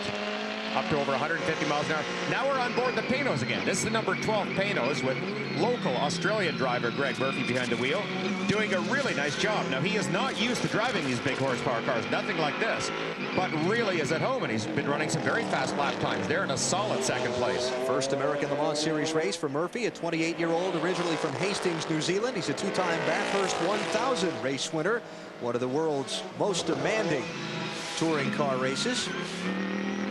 Very successful in various series here in Australia since 1990. He is the teammate to David Brabham and another Australian driver. Oh, no, there's that. Look at the front of the car. He is hard into the wall with the Olive Garden car. That is Norman Simon. No, he's not. Runoff area. Gosh, I thought the way the front end was kicked up there that he was into the wall. He's probably about ready to get out of that car. Oh, I'll bet he is at this point. Remember, he was was on board when the right front tire left the machine. This is the third place car. Let's have a look at what happened. Let's just see now. Everything looking normal. Locking up a wheel. That's turn 14. One of the last of the 16 on the course. Ah, good work. I don't know. Really good. I think he's good lucky. All right, now he is on line here. Everything seems fine. He's still on line. Getting under braking. Now he's locked up. Look at the wheel. He turned hard on the steering wheel and the car was just going straight, so he had locked both front wheels at that point. Boy. That's when your heart rate doubles, just about like that. So Norman Simon back on course, managed to hold on to third position in the Raffinelli Lola, but he has had his share of adventures in the first half of this race of 1,000 years. Good job, Norman. Keep it going. Mr. Raffinelli has become one of our favorites, hasn't he? Yeah. A great character in racing, a man who just enjoys every aspect. Not his usual self this week. His voice has been missing him. This is the final race of the 2000 American Le Mans Series schedule. We look ahead to 2001 and a season that opens in about 90 days in Fort Worth, Texas. At the Texas Motor Speedway, you see a number of NBC races on the schedule for next season, including our first broadcast at Donington Park in England. Note that that race, the race in Urama, Spain, all part of the European Le Mans Series, though American Le Mans Series drivers can and will race there and earn points as well. And the season concludes once again back here in Adelaide, Australia, a little bit earlier on the calendar, the beginning of the month of December, and that APLMS means Asian Pacific Le Mans Series. I can't wait to come back. It's been a great week here in Adelaide. It is just remarkable. Everybody, we have all talked about the length of time it takes to get here, 22 or 23 hours of flying. But the bottom line is, it is worth it. Everything you've seen about South Australia, believe me, there is no way to express just how wonderful this is. These people know how to put on a race. Looking at Norman Simon back underway in the Olive Garden Raffinelli Lola. And that's posted on their toolbox down on pit road. Stand on podium. Mr. Raffinelli, like we say, he does enjoy his racing, and that has been his dream all year long. They had such a good race earlier this year in Silverstone. They went over there and found a track that suited their car and engine package perfectly. They qualified on the pole, had fast race lap, got robbed for a win by bad luck. Has been a rough season for this team. They continue to chase the Audi of Dindo Capello, who is out in front of the race of 1,000 years. You're watching the American Le Mans Series on NBC. For the American Le Mans Series from Adelaide in South Australia. Our highlight coverage, we are 3 hours and 40 minutes into this 6-hour race. You're riding with the leader, Dindo Capello, out in front of Mimo Scantarella in the Raffinelli Lola by 9 laps in what has turned into a romp, partly because the rest of the field has been stepping on their toes. All of them have. He is going fast, but I'm seeing some signs of fatigue. Watch the helmet as he's under acceleration and deceleration. And notice the height of the helmet right here. Watch when he puts the brakes on up ahead. Look, squats down. Now when he gets under the gas pedal, watch. See it grow. He's pushing himself back in the seat. And look at the amount of side-to-side motion in the helmet. That is just the normal fatigue that starts to set in. But the more fatigue, the greater the chance of making an error. Capello has done most of the driving in this car. Alan McNish started the race, ran to the first pit stop, gave way to Capello, who has not given it up since. These cars very physically demanding to drive, especially on a tight street circuit like this. The curbs they've been bouncing over all day. He's got to be getting a little tired, which, with the theme of this race so far being mistakes and attrition, has got to concern the team. Yeah, although the one thing in his favor is, don't forget, he has that paddle shifting, where other drivers have to take one hand off the steering wheel to shift. Even though it's a fast shift with the sequential boxes, he can just move his hands behind the steering wheel, never has to change up, so that helps him a lot. It has been a race of mistakes, people causing themselves problems that have taken them out of the race or out of contention. We've had a couple of more in the last few moments. We have a look now. This is Greg Murphy in the Paynos number 12 car. And he gets slightly offline and hard into the wall, right where the Raffinelli car. Now watch his hands on the wheel here. He knows he's going off. He tries to turn the other way. And at this point, he's wishing he'd pull back on the wheel and fly over that wall. And inside the helmet, he said something we couldn't possibly repeat on television. He drove it back in. The NASCAR guys say if you can drive it back in, it doesn't count as a crash on your driving record. Yeah, well, I don't know. He rearranged the toe in, toe out. So Murphy, in what was the second place car, in trouble. Here's the other remaining Paynos, Hiroki Kato, back in the garage. More of the same, brake problems. They had a stuck throttle and a failing brake pedal earlier in the race. Not once, but twice. They get the hat trick for now. So, rearranging the leaderboard because of Murphy's off in the Panos. It is Capello leading now. Mimo Scantarella, who's up to second. Yeah, and this could conceivably be the story of the year if the Raffinelli car can come back and win this race. I mentioned earlier they were our favorites all season long. It is a very flamboyant, fun group. They're very serious, and they try their hearts out for a privateer effort to compete in this series with this type of competition from the good factory teams like Audi and BMW and Panos. It is virtually impossible, but their patron never gives up. He is a wonderful man.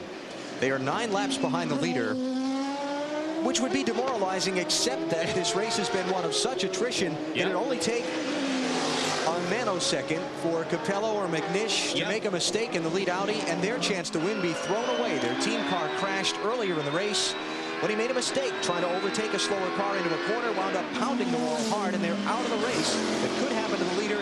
Hand the victory here to Scantarella and the Raffinelli team. Yeah, very easily. We just saw what happened to Murphy in the Panos when he put himself into the wall just by being a foot or so offline, and it could happen. Looking back at some of the other cars who have crept their way into the top 10 by basically running clean races, this is Randy Popst in the 30 car. Not his normal ride during the bulk of the American Le Mans Series season. He drove for Alex Job Racing most of the year. This is the White Lightning Racing car, and Martin Haven can add more on the race of Randy Popst and his teammates. Martin? I think Martin's gone back to the winery or else down to Cooper's Brewery, one of the two. Well, we'll catch back up with him in just a minute. Randy, very pleased that the Alex Job Racing folks allowed him to come here to Australia. When they decided not to enter the event, they allowed him to drive for another team here, although it was still a Porsche. And Randy is running right now 8th overall and 2nd in the GT class. Let's try Martin Haven once again. Guys, you said that it was avoiding trouble that has changed the front of the prototype class. It's the same here with the GTs. This car has run cleanly today. I asked the team, have you had any problems so far? They said, no, we've had all problems all year. Now maybe we'll get a clean run. Been a clean run for them so far.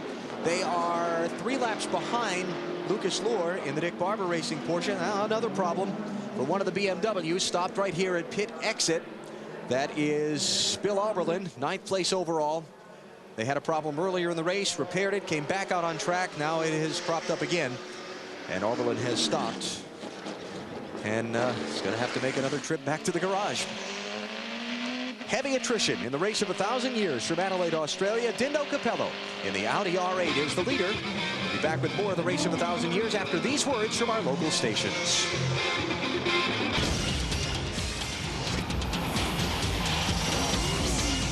Highlight coverage of the race of 1,000 years. New Year's Eve in Adelaide, Australia. Some 76,000 race fans gathered to see the American Le Mans Series season conclude on the street circuit, famed for its hosting of the Australian Grand Prix years earlier. These people have thrown a wonderful time for the competitors, for us, for their fans here in Adelaide. It's been a wonderful event. In all of my years of racing, driving and watching and being at races, I have never been in a better circuit. From the reception, the assistance that people give down here, it's quite remarkable. The race has been dominated by this car. It is the Audi R8. Alan McNish started. Dindo Capello is behind the wheel now. We are at 3 hours 55 minutes in our highlight coverage into this 6-hour race, so just about the 4-hour mark.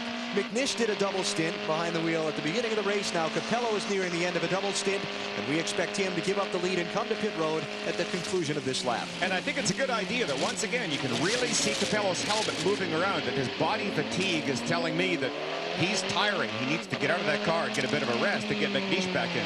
McNish, even though he's injured, he is just in such remarkably good physical shape. Okay, now we're approaching the track here. See if he veers to the right to go down pit lane. Let's keep an eye. Yes, he is. He's bringing it in. He's coming into pits this lap. Remember that McNish injured his back stepping out of a kilt after a photo shoot earlier in the weekend. There was question whether he would race at all briefly, but Alan did start, has won the American Le Mans Series Championship for this year, and now his team has a 9-lap lead on second place. Let's go to Calvin Fish in the Audi pits. Ronaldo Capello hits his marks perfectly, and Alex McNish leisurely strolls over there. He's going to ask Ronaldo to try and stick the seat insert in. This is the different size drivers. They have these seat inserts to try and help the drivers fit the car a little bit better, and then Alan is really going to take his time. You see how gingerly right now he's getting into the car.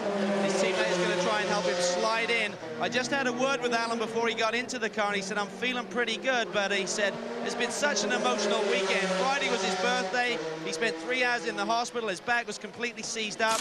He didn't know whether he'd be able to clinch this championship the weekend. And then he comes back after only 4 laps of running on this racetrack, does a double stint and almost laps his teammate. Just a phenomenal performance by the young Scotsman. So he's going to be moving on from sports car at the end of tonight, but he's certainly trying to leave his mark here with a win today. He will go out as champion. A little problem with the back support there. Yeah. He's getting back up out. Readjusting something. Something is just not quite right. You know, something that we have not addressed that I think we should have one of our reporters look into is when he was stepping out of the kilt, what was under the kilt? Maybe that's why he was hurrying.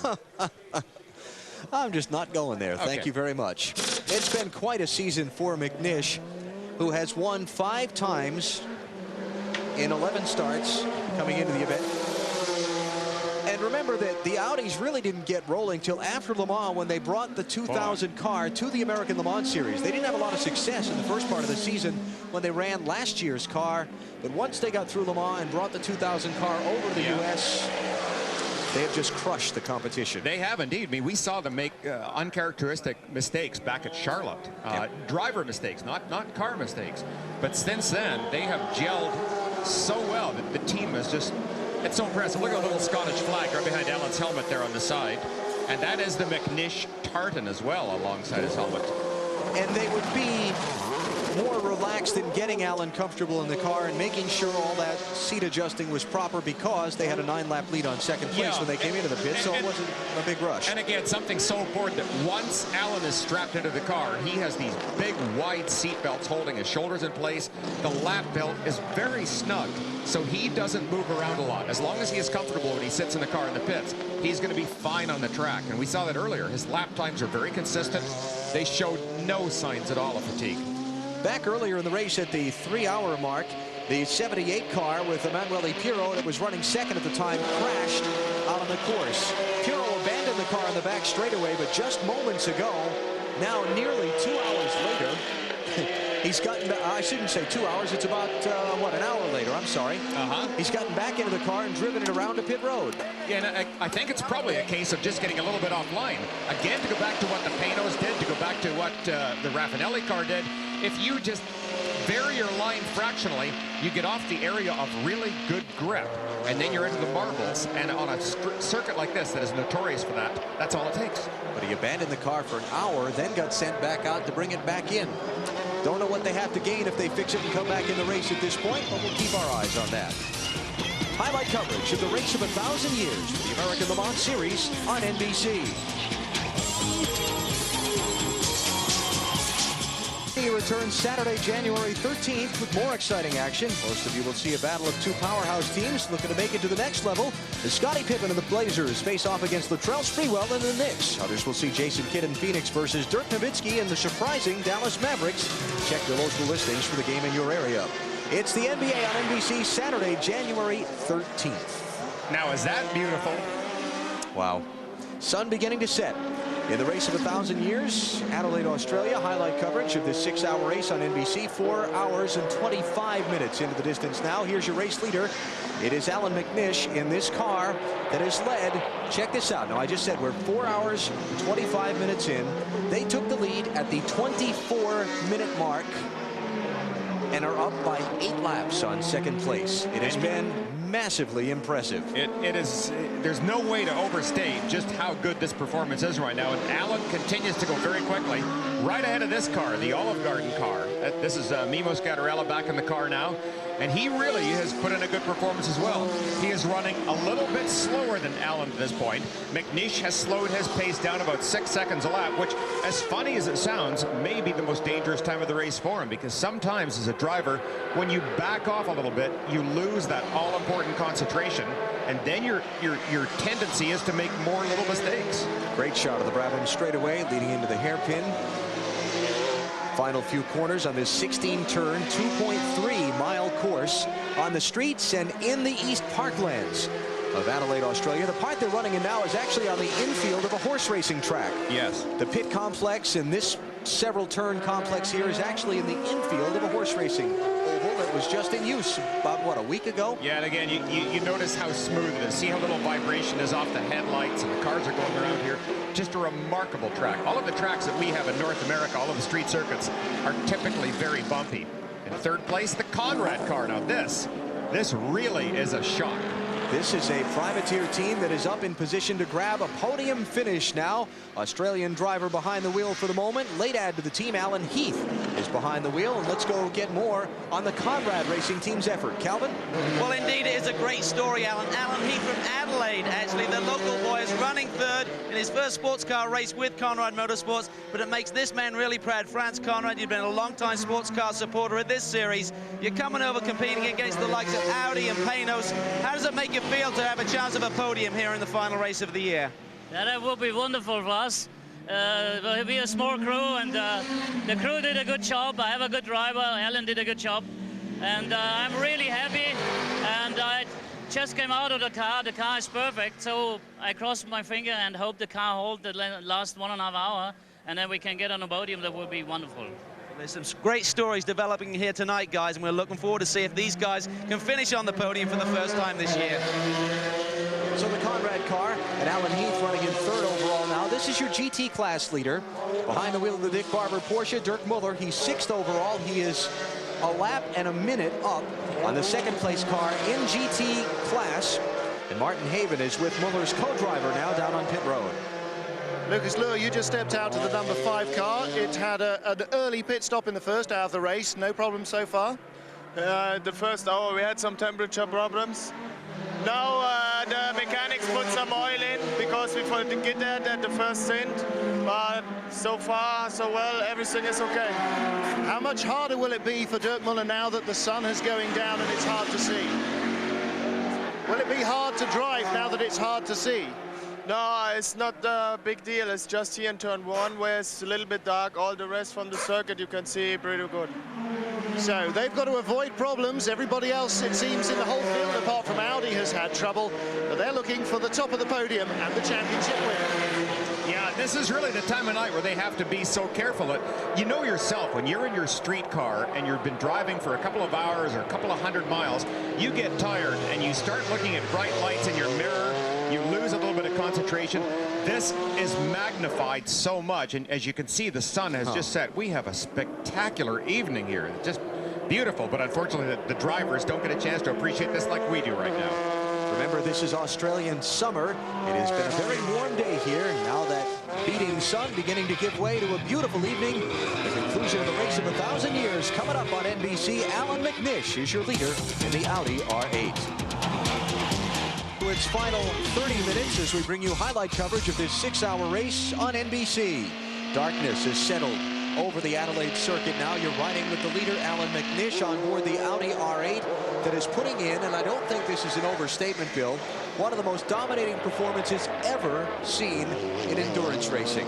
I definitely agree, both by car and driver. It is really, really tremendous that Alan McNish continues to do this Ironman performance. He does have this very sore back, and he is driving flawlessly. We keep watching and talking about his ability to pick up apexes and make these instantaneous decisions on where to pass safely, and also how to avoid other cars who haven't chosen to make safe passes. He is a master. Now, you saw that graphic on Team Audi, who have led every lap today, but this particular car with McNish and his co-driver Dindo Capello took the lead at lap number 17. We're now at lap 205. They've led them all. And 189 laps, excuse me, Bill, 189 laps in a row that they've led.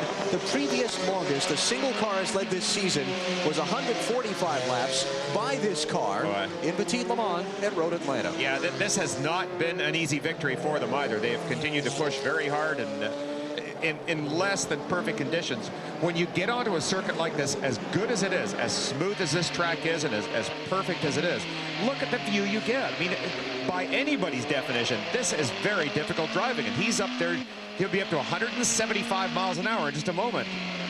We mentioned that this has been a race of attrition several times. We've had some more bumps, bangs, and bruises in the last few moments. First, though, some decision or indecision on the part of the leader. This was the pit message board to McNish from the crew. It appears that he's having some radio troubles. Otherwise, they would just have called him and said, is everything all right? But they didn't. Then they give him a word that Dindo, his co-driver, is ready in case. So Alan goes by. He gives a little signal to them saying, I'm fine, guys. I'm going to stay in the car. And then... heartbreak for the second place car. Didier Duronagus, driveline failure in turn number 6. While running second, he stopped on course. He's out of the race. Another of the P cars, prototype cars, that's had some problems earlier today, finds it again. This is the Panos of Jason Bright. Not the way he wanted to finish his day. It's hard to tell. We really don't know at this point, but he came off that corner, and just as he moved his right hand down to the gear shift, the car suddenly snapped out. Then he compounded the problem by overcorrecting with the steering wheel, and the car snapped over to the left and hard into the barrier. Brought out the pace car for what has been only full course caution of this event. That gave the leader the opportunity to make a leisurely pit stop under the yellow flag, and McNish made the decision, I'm staying in. A couple of hand signals over to one of his engineers saying that he can't hear and couldn't see very well, but there he is. He's back out there going fast. And again, just take a moment to appreciate what he is doing by looking at their lack of vision to be most accurate. You see the race recap. Surprisingly, only 6 cars out of the race. We had several behind the wall early. Thought this was going to be a race of heavy attrition. It's been a race of heavy mistakes and heavy mechanical failures, but everyone's been able to make the repairs, except a few, and get back in. Here we are down the end of the straight, the Crocodile car, and the disc brakes glowing red. These are the carbon rotors. It is so beautiful. We saw them glow red in the bright light of the day, and at night, this is just spectacular. It is art in motion. McNish is up by 21 laps over the new second-place car, which is Franz Conrad, whom we talked to just a short while ago on board his privateer Lola Ford. So they're in second now. And then the GTS class leader is up to 3rd overall. It is Dominic Dupuis in the 91 car, the Chrysler Viper, shared with Olivier Beretta and Carl Wendlinger. Their team car running on the same lap, but we suspect there are some team orders there to let the champion Beretta win the race as the Viper goes out of sports car competition when the checkered flag falls in this one. And this gives you a lot of appreciation for just how good Alan McNish is. Watch the speed and then look up ahead and imagine, okay, are you really capable of doing 70, 80 miles an hour? Where do you turn in? Where's the apex? You can't see a thing, but Alan is doing this so perfectly. From where the day started for this team, where the car crashed into the barrier right about there on the racetrack in the warm-up. Repaired expertly by the Audi team, starting from scratch with a driver with a sore back who hadn't been out of bed in 2 days. It has been a flawless race for them so far. They have led now since the 24-minute mark of this race, and we're closing in on the finish of this 6-hour race of 1,000 years. Stay with us. We're back for the checkers on NBC. Series is brought to you by the Olive Garden. When you're here, your family. And by Michelin, because so much is riding on your tires.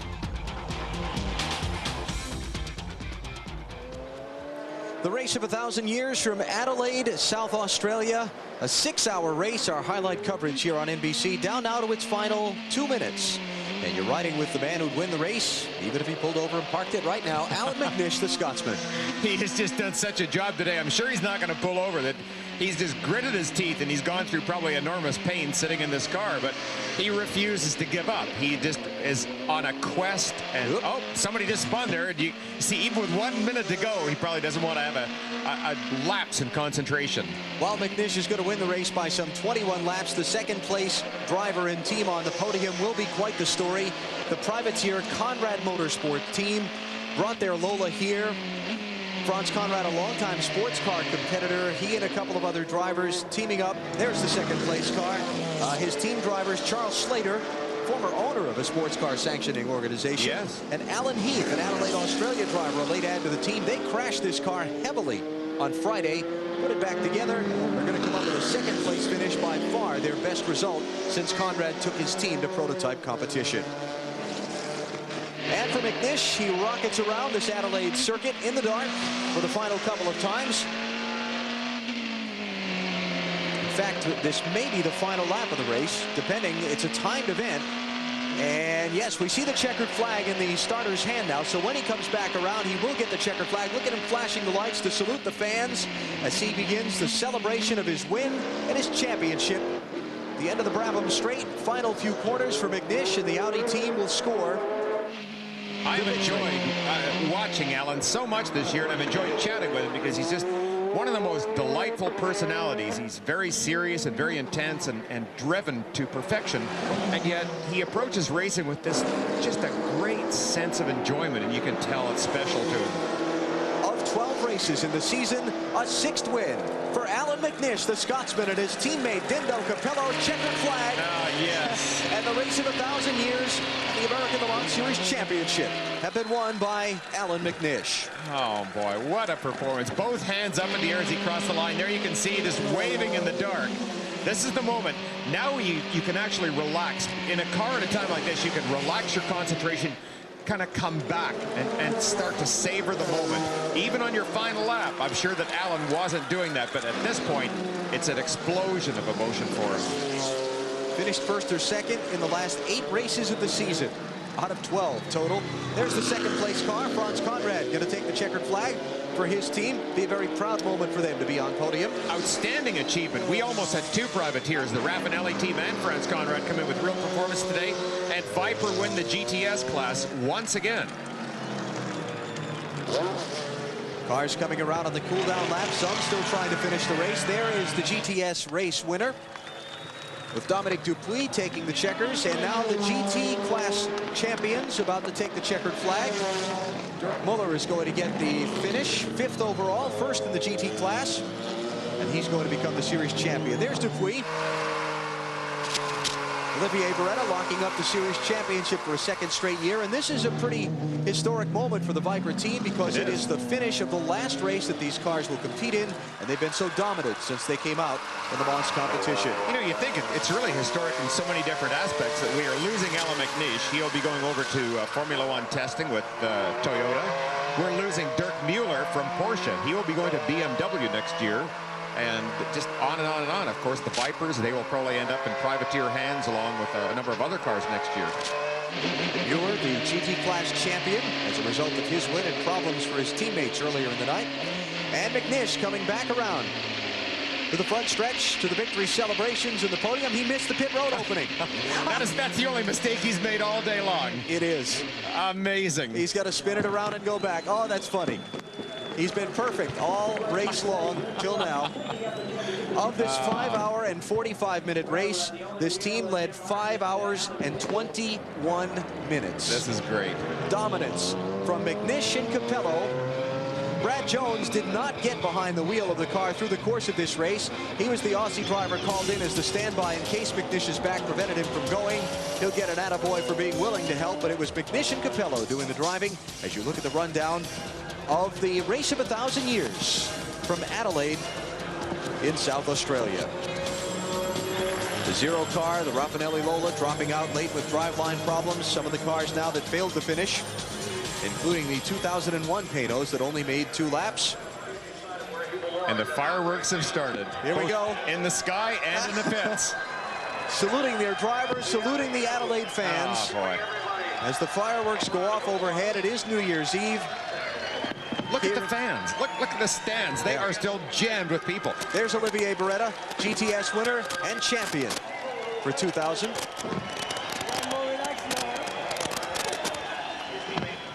The victory celebrations are just beginning. We'll be back to speak to our winners and champions in just a moment. Wrap up our race of 1,000 years coverage from Adelaide after we go to New York in the Sun America Sports Desk. Stay with us.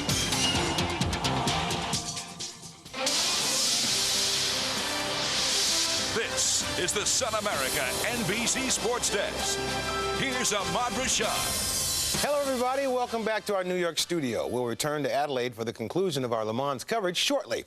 In the NFL playoffs today, the Baltimore Ravens played their first ever postseason game against the Denver Broncos in an AFC wildcard game. Jamal Lewis rushed for 110 yards and 2 touchdowns, and former Broncos Shannon Sharp scored on a 58-yard touchdown reception, which was more than enough offense for the league's #1 defense.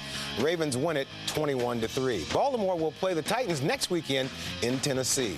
Turning to college football, tomorrow's Gator Bowl here on NBC features two of the game's most dynamic quarterbacks, Clemson's Woody Dantzler and Michael Vick of Virginia Tech.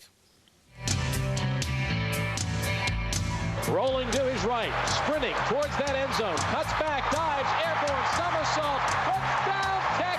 It's the Michael Vick show. The kid is just insane. Crosses the 50, turning on the Jets. Look at that speed! He's wowing the Hokie fans. He's wowing the nation. Vick is sensational.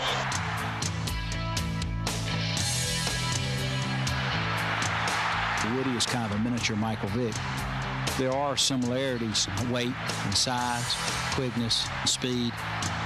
Chisel the other guy down a little bit in every department. You've got Woody.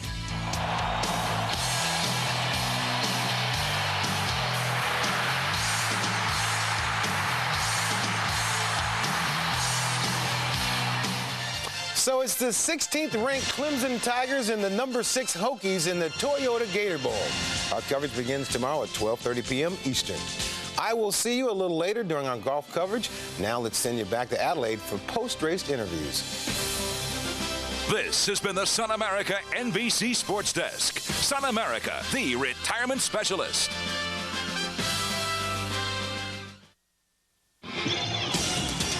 In the aftermath of the race of 1,000 years, it is quite the scene here in Adelaide. Well, this is magic. It simply put is the best, and I am so grateful to be here. Fans have stormed the front straightaway to get close to the victory celebrations, and let's jump down into the middle of all of the champagne spraying now. Here's Martin Haven. Thank you, Alan. Well, despite the fact that he's had a crook back for the last couple of days, Alan McNish winning the championship, winning the race. You're wincing a little, but actually you don't look half bad. No, the car was very good all day. And to be honest with you, the last run was relatively simple because we already had an 8-lap lead. And it was a case of trying to bring the car home. But the hard work was done at the beginning. And overall, I'd have to say that we've had a fantastic season. And I couldn't have had a better teammate and a better team than Audi with Dindo Capello. Party hard tonight? Well, we'll certainly be partying, that's for sure. I'm sure it'll be a little bit easier tomorrow. Alan McNish winning the prototype class and the championship. Calvin Fish is with Olivier Beretta.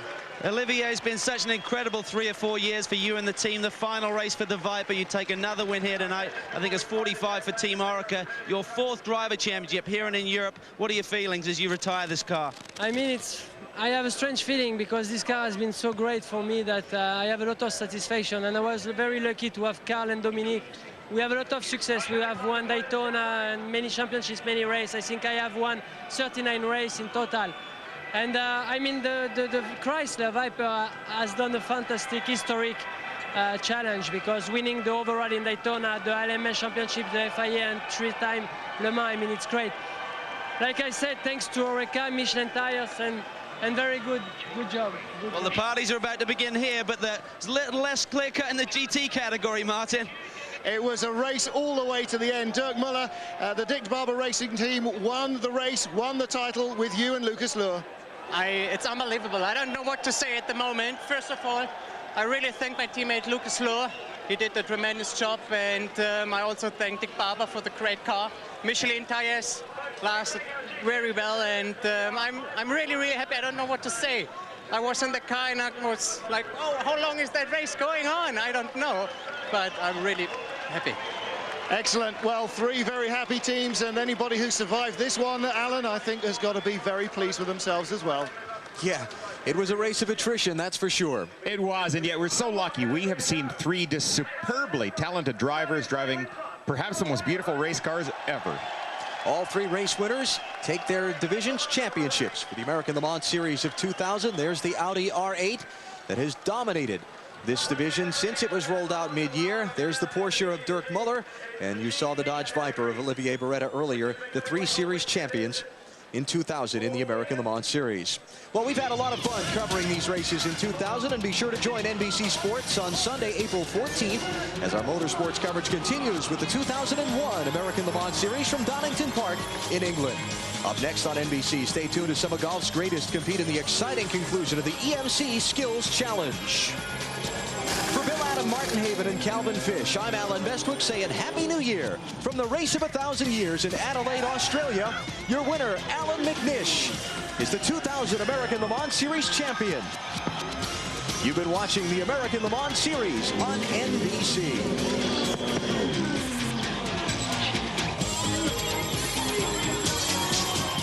Vince Lombardi.